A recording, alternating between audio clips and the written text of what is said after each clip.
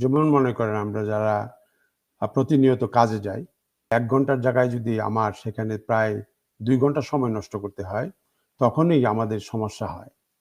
এই সমস্যা যাতে না হয় সেইজন্য আমাদেরকে সর্বপ্রথম যে বিষয়টা কনসিডার করতে হবে যেকোনো পরিকল্পনা হাতে নেওয়ার পূর্বে, সেটা হলো সময় কিভাবে জনগণের সেভ হবে। আমরা যদি জনগণের সময় সেভ না করতে পারি তাহলে ওই জনগণ কখনোই প্রোডাক্টিভ হতে পারবে না।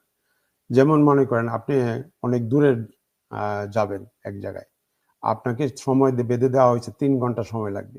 কিন্তু কোনো কারণে অথবা সরকারের পরিকল্পনার কারণে যদি সেই মানুষটা ৬ ঘন্টায়ও পৌঁছা দিতে না পারে, তার মানে কি তার সারা দিনটা নষ্ট হয়ে গেল। তার কিন্তু পরিকল্পনা হতো যে সে চলে আসবে ফিরে।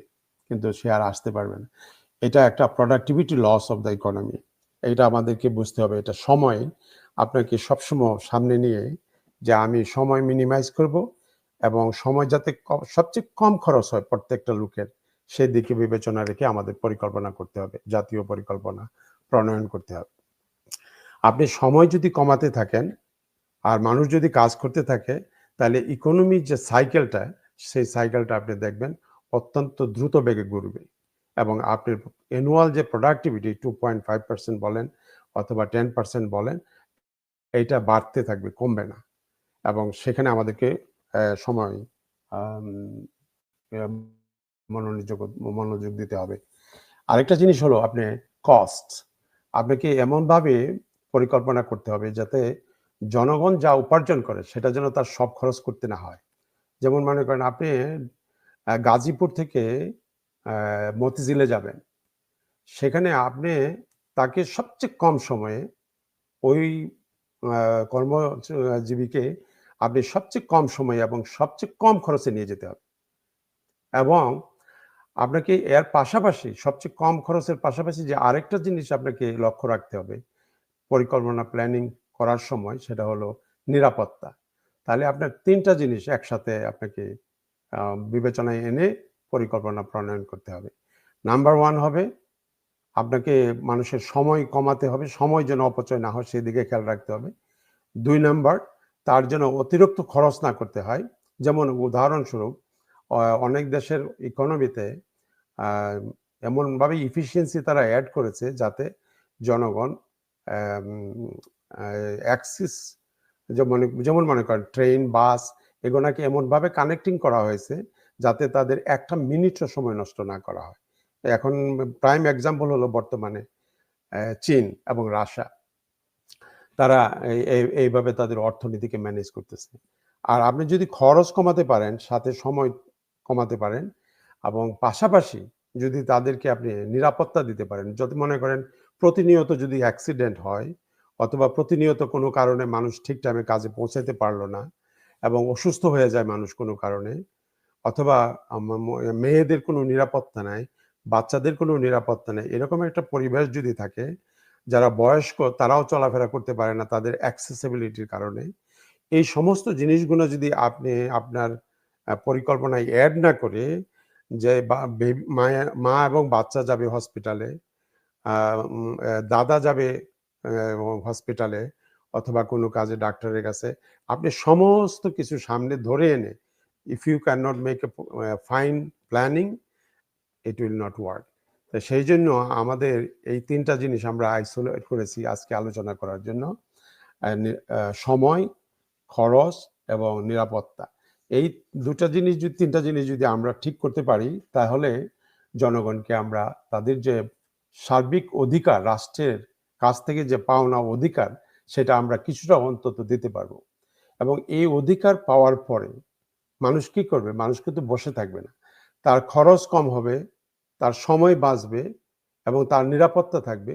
তখন সে ব্যক্তিগতভাবে অনেক ইনিশিয়েটিভ নেবে এবং সেই সময় বাঁচার কারণে সে তার যে অর্থ উপার্জনের যে নেশা, সেটা সে অন্য দিকে কাজে লাগাতে পারবে। তখন তার প্রোডাক্টিভিটি ডাবল হয়ে যাবে এবং এই প্রোডাক্টিভিটি যখন ডাবল হবে তখনই জাতীয় উৎপাদনও বাড়তে থাকে। এই জিনিসটা আমরা খেয়াল রাখি না বলে আপনি দেখেন ঢাকা সিটিকে যদি আপনি বিবেচনায় আনেন তাহলে দেখবেন যে প্রতিটা মানুষ হয়রান হয়। তারা সময় মতো তো পৌঁছতেই পারে না। তারপরে তাদের দেহ, মন, অনেকে হার্ট অ্যাটাক পর্যন্ত হয়। আমি অনেক সময় দেখেছি গরমে এই যে টিনের বাসগুনা দিয়ে মাথা বাহিরে এনে মহিলারা বমি করতেছে বিশেষ করে। তো এই যে অবস্থাটা আমরা সৃষ্টি করেছি, অথচ সেখানে সেই মহিলা মারাও যেতে পারে। তার জন্য কিছু আসে যায় না। বাস চলছেই। আর এখানে ওই যে ফার্স্ট এইড থাকবে কিংবা তাকে কেউ হসপিটালে নিয়ে যাবে, এরকম কোনো অ্যারেঞ্জমেন্ট আমরা আমাদের দেশে রাখি নাই। তার মানে কি? মানুষকে আমরা আমাদের যে প্রোডাক্টিভ ক্যাপিটাল হিসেবে তারা যে main resource of the country, এইটা আমরা হিসাবেই আনি না। এটা শুরু হইছে আজকে না। এটা শুরু হইছে মনে করেন আম ১৭৫৭ সালে যখন আমরা দেশটা হারালাম, তার পরবর্তীতে সরকারগুলো যখন কিছু ডিসিশন নিল, তারা করলো কি আমাদের হাত থেকে আমাদের জমি নিয়ে গেল। তখন শুধু জমিই ছিল মানুষের একমাত্র মূলধন। তো এই জমি যখন চলে গেল তখন মানুষ হয়ে গেল নিরীহ নিঃস্ব। এবং নিঃস্বের সময়ের কোনো মূল্য নাই। এবং নিঃস্বের খরচেরও কোনো মূল্য নাই। তার জীবনেরও কোনো মূল্য নাই।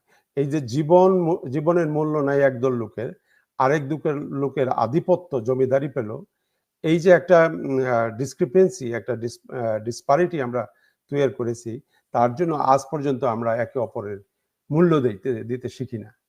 আমরা চাই না সে আমার চেয়ে বড় হোক, সে আমার চেয়ে সুন্দরভাবে চলুক। আমি শুধু আমাকে দেখি, কিন্তু আমার জাতি হিসাবে আমার প্রত্যেকটা মানুষের যে মূল্যায়ন করতে হবে, তার সময়ের মূল্য দিতে হবে, তার পকেটের যে অর্থ সে কিভাবে খরচ করছে, সেটা তার জন্য এনাফ কিনা, সেই সমস্ত দেখে জাতিকে পুনর্গঠন করে নিরাপত্তা দিয়ে আমরা একটা নতুন অর্থনীতি তৈরি করতে চাই।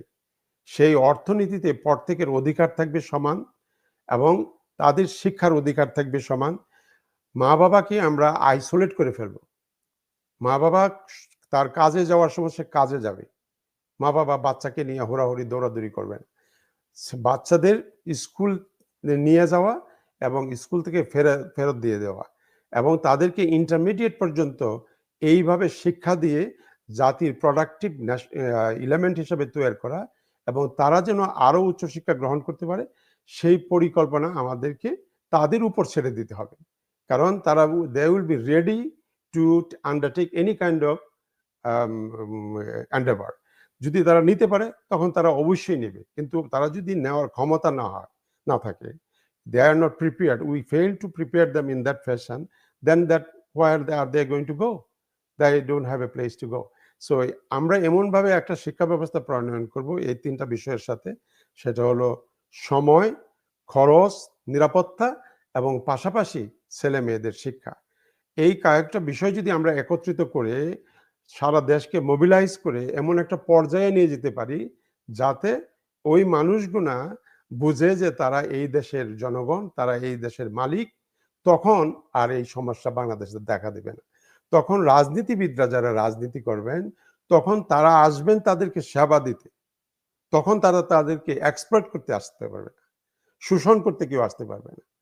এবং এই পরিকল্পনা আমরা প্রাইমারি লেভেলে যখন আমরা শুরু করব, তারপরে এটার যে লাস্ট স্টেজ হবে, এখানে কোনো রকমের এক্সপ্লয়টেশনের স্কোপ থাকবে না। Everybody will work, they will earn, but no one will be exploited. It will be such a special এবং অবজার্ভড সুপারভাইজড ইকোনমি। এবং আমরা যদি এই কাজটা করতে পারি, তাহলে আমরা আমাদের অভিষ্ট লক্ষ্যে পৌঁছার যে সিদ্ধান্ত আমরা নিয়েছি, যে আমরা পৃথিবীতে একসময় সবার সেরা জাতি হিসাবে, বাঙালি জাতি হিসাবে, বাংলার মানুষ হিসেবে আমরা আমাদের যে মর্যাদা ছিল, সেই মর্যাদার স্থানে আমরা আবার ফিরে পাবো।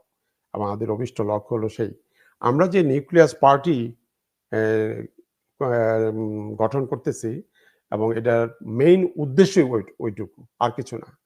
আমরা আমাদের জনগণকে, জনগণের দেশ তাদের মালিকানায় দিয়ে তাদেরকে আমরা এমনভাবে সেবা প্রদান করব, যাতে তাদের এই তিনটা বিষয়ের উপরে তাদের কোনো রকমের দ্বিধা না থাকে। ঘর থেকে বাহির হওয়ার পরে তাদের নিরাপত্তা, তাদের খরচ এবং তাদের সময়, এই তিনটা বিষয় যদি আমরা দেখভাল করি, তাহলে জনগণ হবে মুক্ত এবং তাদের সন্তানরা মুক্ত হবে শিক্ষার মাধ্যমে, এবং তারা নিজেরা তাদের এক একটা বিষয়ে আন্ডারটেক নেবে এবং তারা সফল হবে। যে মানুষ যখন সফল হবে, অর্থনীতিও সফল হবে। তাদের ইনকাম বাড়বে, যে দেশের ট্যাক্সও বাড়বে, দেশের আয় বাড়বে, দেশের পরিকল্পনা প্রণয়ন করে মানুষ যাতে সহজে জীবনযাপন করতে পারে, জীবন মান যাতে প্রতিনিয়ত উন্নত হয়। একদল লোকের না, প্রত্যেকটা মানুষের। ১০ বছরের ছেলে সে ঢাকা থেকে চিটাগাং যাবে, ট্রেনের অধীনে তাকে দিয়ে দেওয়া যাবে। সে চলে যাবে, ওখান থেকে তার মা-বাবা অথবা আত্মীয়স্বজন যেই থাকে রিসিভ করবে। তার মানে কি? এরকম ধরনের নিরাপত্তা আমাদের জন্য এদেশে দরকার। কিন্তু অনেকেই বলবে কি? যে, "স্যার এটা আপনারা করতে পারবেন না। It is not feasible in this country." যারা এইটা বলবে, তারাই আমাদের এই দেশের দুশমন। আর যারা বলবে যে, "না স্যার, আপনি যেটা বলছেন, ইট ইস ডুয়েবল এবং we are going to do it. And we are going to do it nicely, finest way." এবং আমার মনে হয় তখনই আপনারা আপনাদের যে কর্তব্য জাতির প্রতি সেটা আপনারা পালন করা হবে। আর আমরা যে কয়েকটা অন্যায় করেছি গত কিছু বছর, গত ৫৩ বছর, সেটা হলো আমরা আমাদের পরিকল্পনা সেট করে নাই। আমাদের অভিষ্ট লক্ষ্য আমরা নির্ধারণ করি নাই। শুধু আমরা ঋণ করেছি, ট্যাক্স কালেকশন করেছি, খরচ করেছি। কিন্তু কার টাকা কে খরচ করে? জবাবদিহিতা, স্বচ্ছতা এবং সুশাসন, তার কোনোটার দিকে আমাদের কোনো দৃষ্টি ছিল না। তার মানে কি? এটা ছিল স্বেচ্ছাচার, স্বৈরাচার। এটা শুধু কোনো একটা স্পেসিফিক সরকারকে আমরা দোষী সাব্যস্ত করতে পারব না। এটা আমাদের একটা সিস্টেমই হয়ে গেছিল এরকম। এটা কোনো ব্যক্তি বিশেষ দায়ী না। কোনো একটা একক পার্টি দায়ী না। কোনো একক আম জেনারেল দায়ী না। এটা আমাদের দেশের একটা পরিবর্তনের মধ্য দিয়ে যাচ্ছে দেশটা। সেই পরিবর্তনে আমরা একটা স্টেজে এখন এসেছি এবং এই স্টেজ থেকে আমরা ফার্দার এমন কিছু করতে চাই না যাতে আমরা আবার অতীতে ফিরে চলে যাই। আমাদেরকে এমনভাবে দেশটা ম্যানেজ করতে হবে, গভর্নেন্স করতে হবে যাতে আমরা আমাদের জাতিকে বিশ্ব দরবারে তুলে ধরতে পারি যে তাদের মতো সভ্য জাতি নেই এবং তাদের মতো কর্মঠ জাতি নেই। এবং আমি একটা উদাহরণ দিয়ে আমার বক্তব্য শেষ করব। আপনারা দেখেন ১৯৪৯ সনে চীন স্বাধীন হয়েছে। স্বাধীন বলতে কি? তাদের দেশটা ইউরোপের কিছু দেশ দখল করে নিয়ে গেছিল। তারা চলে গেছে তাদের দেশ, তারা নির্মাণ শুরু করেছে। আর আমাদের দেশটাও ঠিক একই কায়দায় আমরা আমাদের দেশটা ফেরত পেয়েছি। কিন্তু আমরা আমাদের দেশটা নির্মাণ করতে যে স্ট্র্যাটেজিক এনভায়রনমেন্ট তৈরি করা দরকার ছিল, সেটা আমরা ভুলে গেছি। আর আমরা সেদিকে কর্ণপাত করি নাই, দৃষ্টিপাত করি নাই।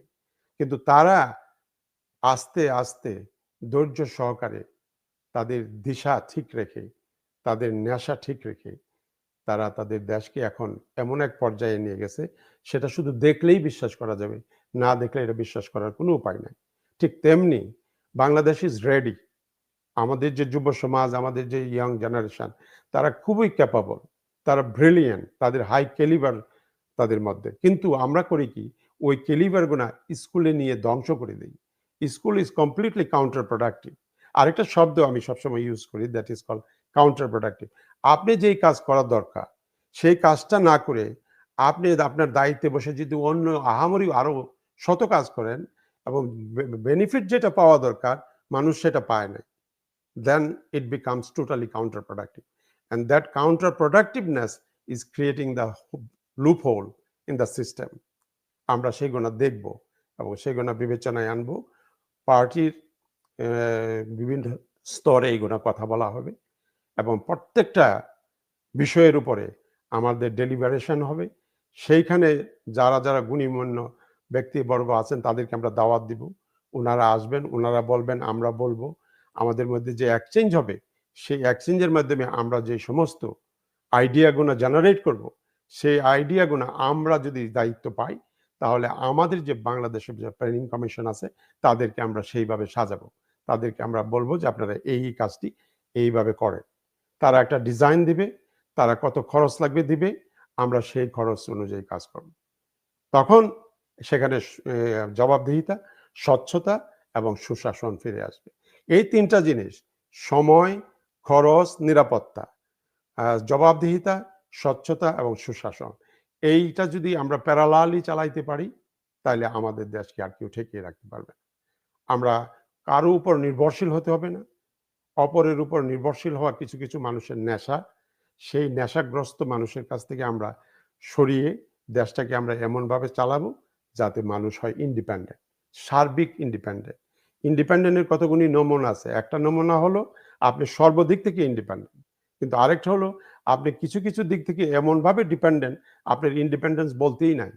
এইগুনা বিবেচনায় এনে আমরা আমাদের পরে প্ল্যানিং করব এবং আমরা আমাদের দেশকে উন্নয়নের পথে নিয়ে যাব। এইটা আমাদের আশা এবং এই আশা নিয়ে আমরা এই পলিটিক্যাল পার্টিটা লঞ্চ করেছি। আপনারা আশা করি আমাদের এটা দেখবেন, শুনবেন, জানবেন এবং আমাদেরকে আপনাদের মতামত দিয়ে আমাদেরকে সহযোগিতা করবেন আমরা যেন এগিয়ে যেতে পারি। Thank you so much for listening two